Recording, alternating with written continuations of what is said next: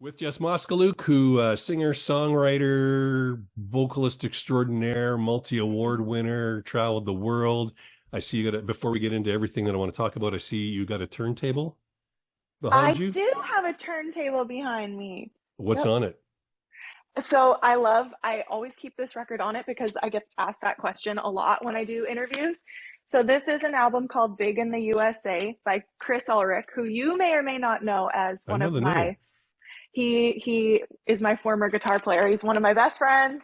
And he left our band as well as Dallas Smith's band and a few others to pursue his own career in music, and it's going so well. And this record is so good. I have it. I do listen to it, but I also just have it on like every playlist on streaming services and whatever. So I love when people are like, "What's on your turntable?" Because I was like, "Let me show you." Awesome. You can't see it in my picture, but I got a little one here too. Oh There yeah, it is. nice.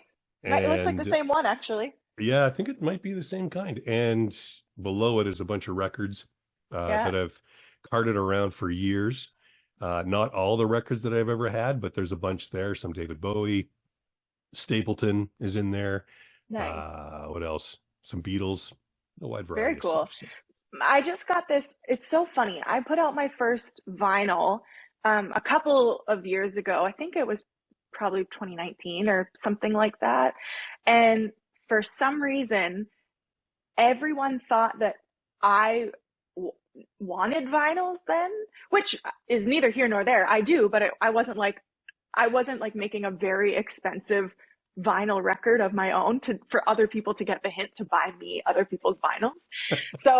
All of a sudden I put out this vinyl, and for Christmas I got like three record players from different people, and I got tons of albums, and I didn't actually have any of that before that. I just had so many requests to put out vinyl, so it was just kind of funny. I'm really glad it happened because now I have it and I can purchase vinyls, and they're such a great piece of merch. So so because I don't want to say that you're just a young punk compared to me, not you're a young punk. anymore. Not any, you got a birthday coming up here in a few weeks too, don't you? Yeah, I do actually. Yeah.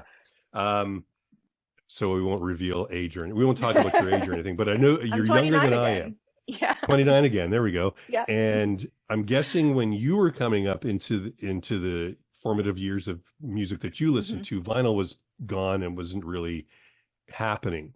What Yeah. do you find appealing about vinyl now in this age of digital stuff where everything is just so crisp and clean and pure, as opposed to vinyl, which has the clicks and the pops and the white noise, as they say?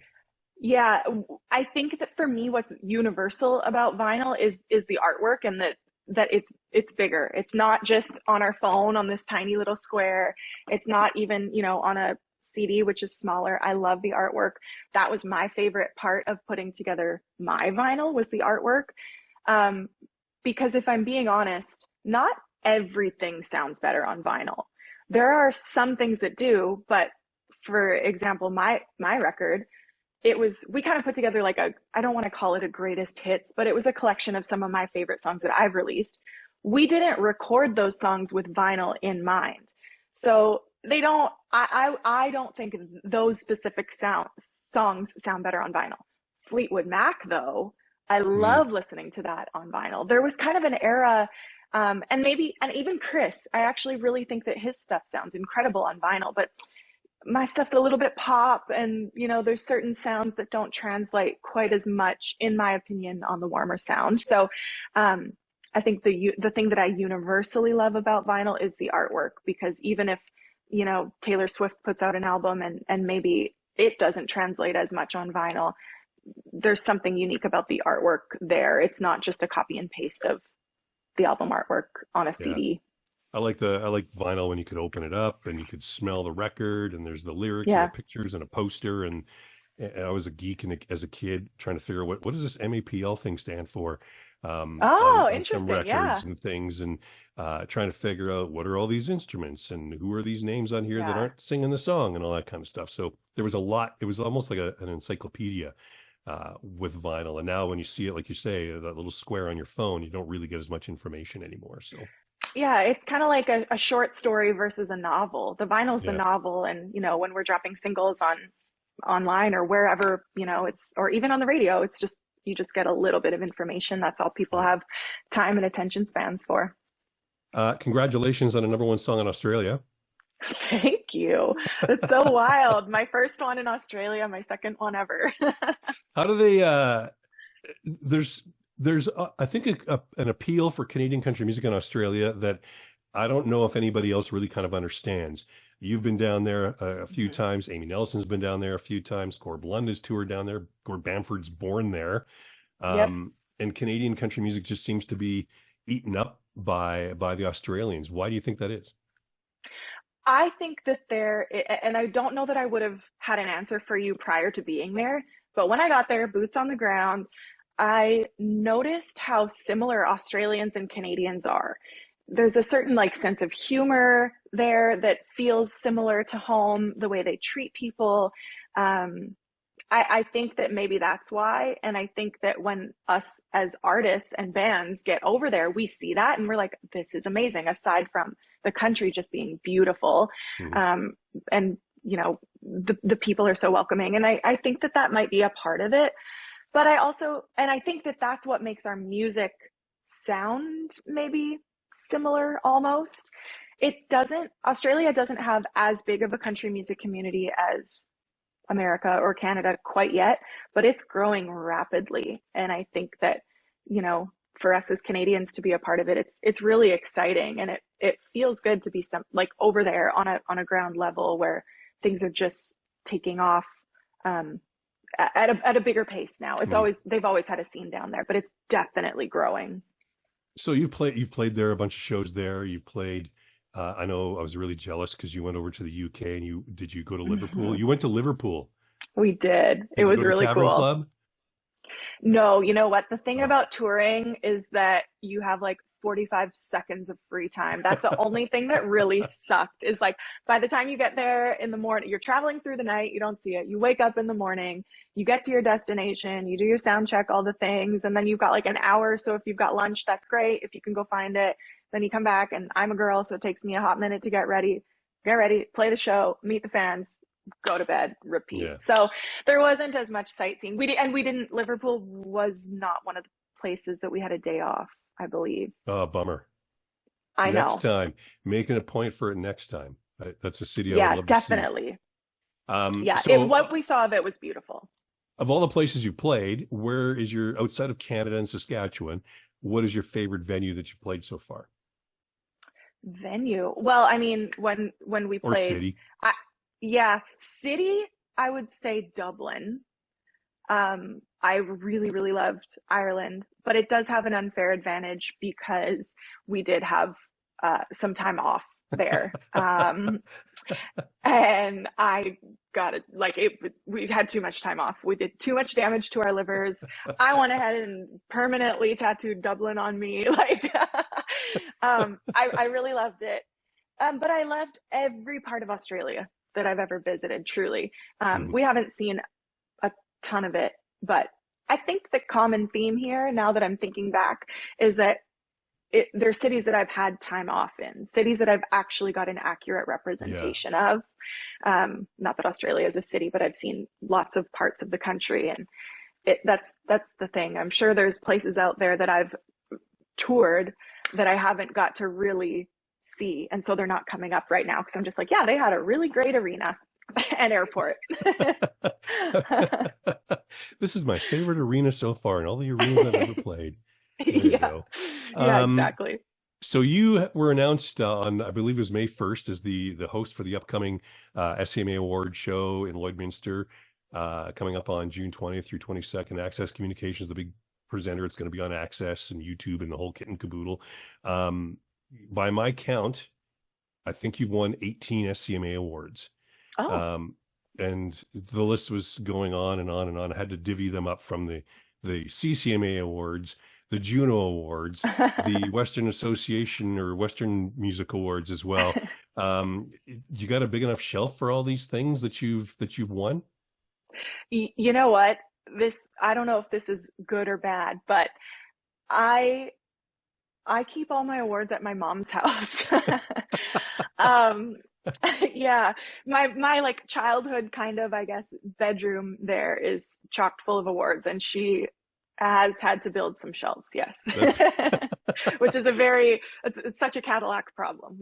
I'm very lucky. that's awesome. What are you looking forward to about this year's show in Lloydminster in June next month? You hosted in PA a couple of years ago. Hmm. You've got obviously a few more hits under your belt. What are you looking forward to about this show in a couple of weeks? It's so funny that we're talking about this right now because it's been a few years since I've had the opportunity to attend the SCMAs. They've been on the same year as the Junos a couple times, and another Cadillac problem. I've had to be in attendance at the Junos, and so I wasn't able to make the SCMAs. But I'm excited to just go and see everybody. There's people that I run into. This is why it's so funny. I don't know if you know this person, but last night my husband and I went out to the lake where we keep our camper, and it's getting close to open season time out there, and so we thought we better go check on it, make sure nothing crazy happened over the winter, no leaks, no rodents. And we went for dinner at the restaurant there, and I heard someone go, "Jess." And I look over and it was Steve Gibson, who I have Oh, not seen in years. And I was like, what the heck? So that actually kind of fired me up to see a bunch of old friends that I've known for so long and go and celebrate their successes and hear what they've got coming up for the summer festival season and hear what they're working on for music. And there's also so many new up and coming artists that I'm so excited about. So it's gonna be a lot of fun. there's I'm an Alberta guy. I was familiar with the Saskatchewan scene somewhat.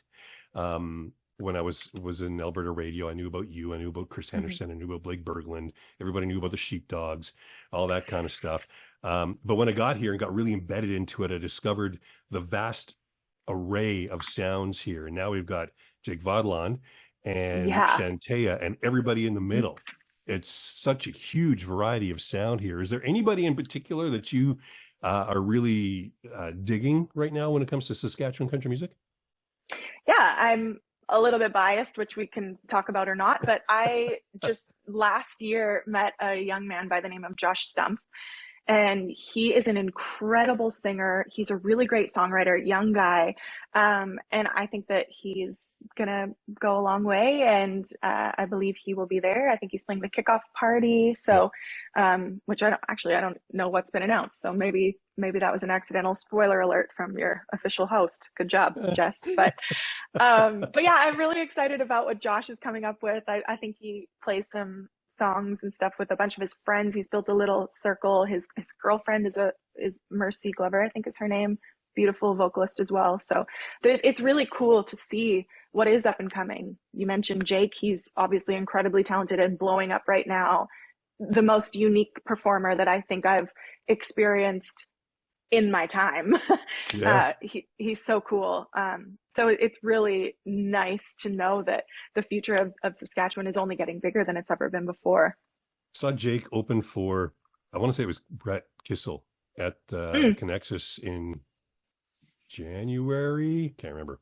Might have been the Hunter brothers, actually. Oh yeah, it was the Hunter brothers. That's right. Uh-huh. And he's got such a unique presence and such a unique performance on stage. It's very Mhm. like old Grand Ole Opry-ish back Yes. in the 30s and 40s kind of thing. And he didn't step out of character or anything. It was fantastic. And I think people were blown That away.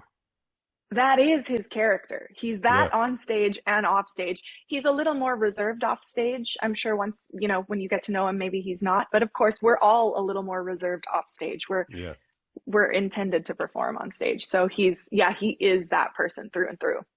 Awesome. Well, I'm looking forward to seeing you in June in Lloydminster. I have a couple more questions before I got to let you run, and do whatever it is that you're getting ready for the summer camping season, and make sure there's no rodents in your trailer. Yes.